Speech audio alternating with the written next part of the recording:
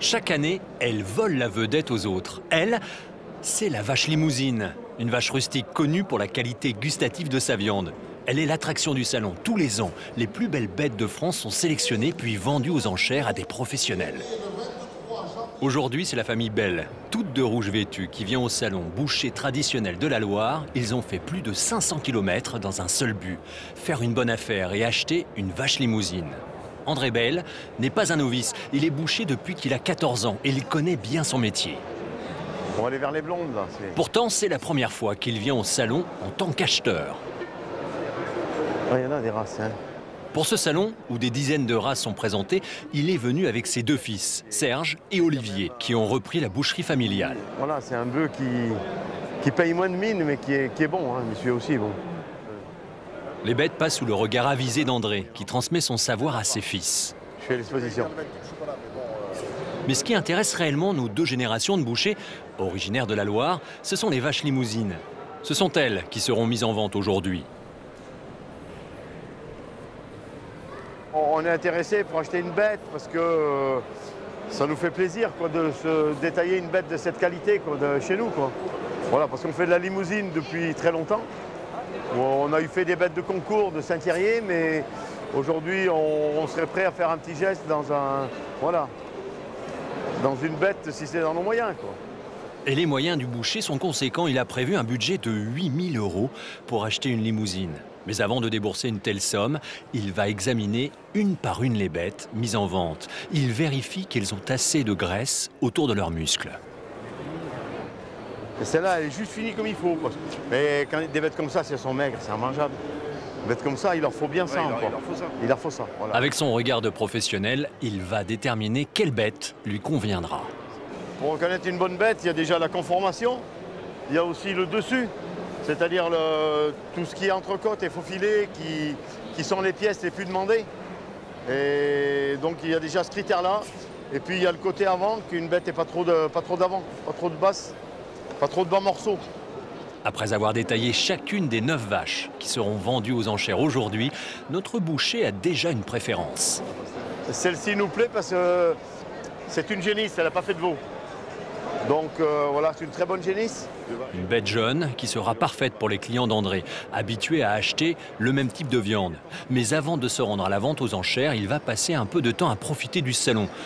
Pendant ce temps-là, il y a un autre homme qui examine les vaches. Une bonne bête là, elle est fine. C'est Michel Anserguet, c'est lui qui organise la vente aux enchères de ces vaches d'exception. Avant le coup d'envoi de la vente, il parcourt les stands et discute avec les éleveurs. Mais on a privilégié la finesse et des bêtes qui sont bien en viande. Cette vente aux enchères qui se déroule ici depuis 10 ans est une vente prestigieuse. Il faut débourser au moins 3 500 € pour une vache. Il y a 2 ans, le record de vente a même été atteint, avec une limousine vendue plus de 20 000 €. Les enjeux financiers sont donc énormes. Et c'est là tout l'intérêt de ces ventes que Michel affectionne. Ce qui me plaît là-dedans, il y a effectivement du piment, il y a la montée d'adrénaline, bien sûr. C'est le temps fort du salon. Il faut qu'elle soit réussie, cette vente. Il faut que mes bouchers soient satisfaits. Il faut que mes éleveurs soient satisfaits. Donc il y a ce piment, cette montée d'adrénaline. C'est un petit peu, là, on est dans le vestiaire avant le coup d'envoi d'une rencontre de top 14. Non, je dis top 14, c'est plus une finale de Coupe du Monde d'ailleurs, avec la race limousine qui est la meilleure race à viande au monde. Il est 15 h et Michel donne le coup d'envoi de la vente. Et vous allez voir ce qui se fait en fait de mieux en matière de viande limousine. Les 9 éleveurs sont donc dans les starting blocks. Ils bichonnent une dernière fois leur favorite avant de rentrer sur le ring. Dans les gradins, nous retrouvons André Bell, notre boucher auvergnat, et ses fils. À côté de lui, des restaurateurs, des distributeurs de viande et des concurrents. Ils sont tous ici pour acquérir ces vaches d'exception. Acheter une bête à Paris, c'est une garantie pour l'acheteur d'avoir une belle publicité toute l'année. Et pour les petits commerçants, c'est important.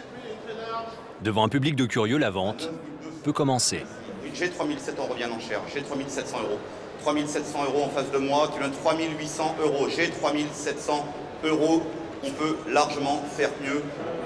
André, lui, a déjà choisi sa vache. Elle s'appelle Géante. C'est la génisse qu'il a repérée ce matin. C'est une génisse exceptionnelle avec sa plus grande qualité, la finesse d'os. Regardez, il y a des montées sur des allumettes, cette bête. Elle va faire un rendement exceptionnel. Mais il n'est pas le seul à être intéressé à quelques mètres de lui. Une équipe semble aussi vouloir acquérir cet animal de près d'1 tonne. Les deux hommes sont commerciaux du numéro 1 français de distribution de viande. D'un côté, André et ses fils bouchers avec une quarantaine d'employés. De l'autre, une entreprise qui emploie 15 000 personnes. Le bras de fer entre David et Goliath est lancé. J'ai 5 500 euros. J'ai 5 500 euros, ici 5 600, 5 700. J'ai 5 700, 5 800. J'ai 5 700 euros. J'ai 5 800. Pendant la vente, les deux concurrents surenchérissent, tout en s'observant du coin de l'œil. Les trois hommes se connaissent car ils sont originaires de la même région. Entre eux, c'est une véritable guerre des nerfs. Comme au poker, les parieurs essayent de cacher leur jeu. Je donne 5 400 euros. J'ai 4 400. Voilà, il faut que j'aille mettre derrière lui, sinon il ne me verra pas. Non, qu'est-ce qu'il y a? Très vite, pourtant, la stratégie émerge et les enchères grimpent à un rythme effréné. Pardon, j'ai toujours 7 500. J'ai 7 500 une fois, 7 600, c'est repris. J'ai 7 600 qui me donne 7 700, messieurs. 7 700 bien vu, 7 700 qui me donne 7 800. J'ai 7 800 tout au fond, j'ai 7 Entre acheteurs, on se rend coup pour coup. 7 900, 8 000, 8 000, 8 100. 8 100 euros, le budget d'André vient d'être dépassé. En quelques secondes, on atteint les 9 000 euros. Le doute commence à s'installer chez notre boucher. Je vais m'arrêter. J'ai 9 100, 9 200 euros. J'ai 9 100. Pris par les enjeux financiers, notre boucher auvergnat hésite, puis après une courte réflexion, J'ai 9 200. J'ai 9 200, 9 300. il finit par surenchérir et ça s'emballe. J'ai 9 500, 9 600, 9 600, 9 700. J'ai 9 700 euros une fois. J'ai 9 700 euros deux fois, c'est bien. 9 700 euros pour notre boucher, il a remporté cette enchère. Bravo, monsieur. 9 700 euros pour 600 kilos de viande, c'est plus que le boucher voulait débourser à l'origine. Félicitations, c'est bien. Oh, je sais pas si c'est félicitations, mais casser la tirelire. André Bell a cassé la tirelire et n'avait pas prévu une bataille si rude pour l'achat de cette belle génisse. Mais en bon philosophe, il a le sens de la formule. Ouais, il m'a fait monter un peu, mais bon, tant pis, une fois quand on va au bal, c'est pour danser. Donc voilà, je crois que c'est comme ça, hein. Faut la jouer comme ça. Il a dansé tout en gardant en tête l'essentiel. Cette génisse représente un grand intérêt pour le commerce familial. La génisse nous plaisait bien parce qu'on est dans une région où les gens n'aiment pas la viande trop mûre, donc il faut acheter en rapport de ses clients, quoi. Alors c'était celle qui convenait le plus en clientèle. Au final, cette vente aux enchères est bénéfique pour tous. Un bénéfice financier pour l'éleveur et une exposition médiatique pour l'acheteur.